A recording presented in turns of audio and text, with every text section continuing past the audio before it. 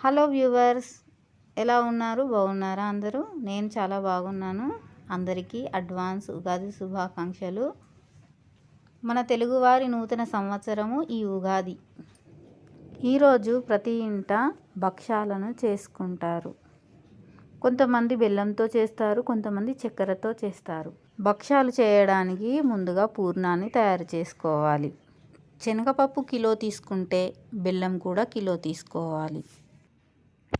శనగపప్పును కుక్కర్లో ఉడకబెట్టేసి ఆ నీటిని వంపేసి ఆరబెట్టాలి.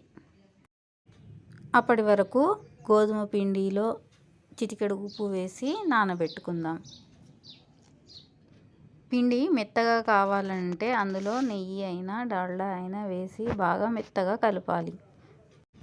నేను భక్షాలలో టేస్టీ కోసం సోంపును వేసుకుంటున్నాను. సోంపును కొంచెం దూరగా వేయించాలి.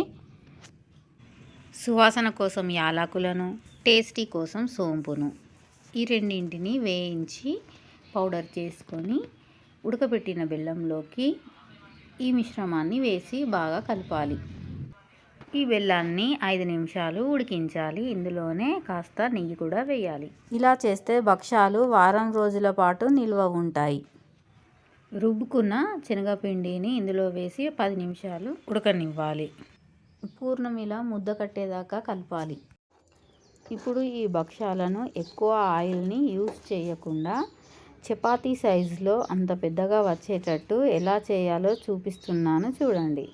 ఎక్కడ స్కిప్ చేయకండి. ఇలా రొట్టెపీట మీద ఒక న్యూస్ పేపర్ని వేసి ఆ న్యూస్ పేపర్ మీద ఒక కర్చీప్ని ఇలా వేయాలి.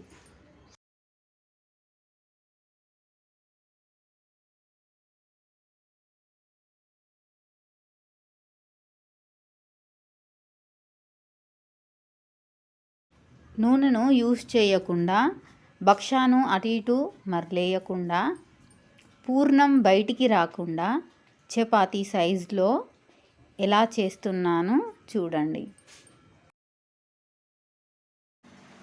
నాకు తెలిసిన మరెన్నో టిప్స్ నా మునుముందు వీడియోస్లలో చేసి చూపిస్తాను. అవన్నీ చూడాలంటే నా ఛానల్ని సబ్స్క్రైబ్ చేసుకొని బెల్ సింబల్ని నొక్కండి.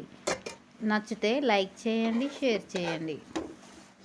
భక్షాలను కాల్చేటప్పుడు స్వచ్ఛమైన నెయ్యిని ఉపయోగించి కాలుస్తే గుమగుమలాడే వాసనతో రుచికరంగా నోట్లో వేస్తే కరిగిపోయేలా ఉంటాయి.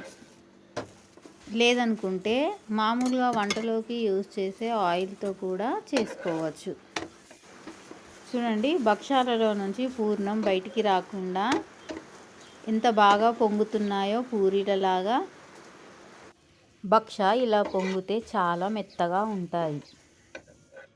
ఎంత మృదువుగా మెత్తగా వచ్చాయో చూడండి. ఇలా చించితేనే వచ్చేస్తుంది. అందరికీ మరోసారి నూతన సంవత్సర శుభాకాంక్షలు. Thank you to all.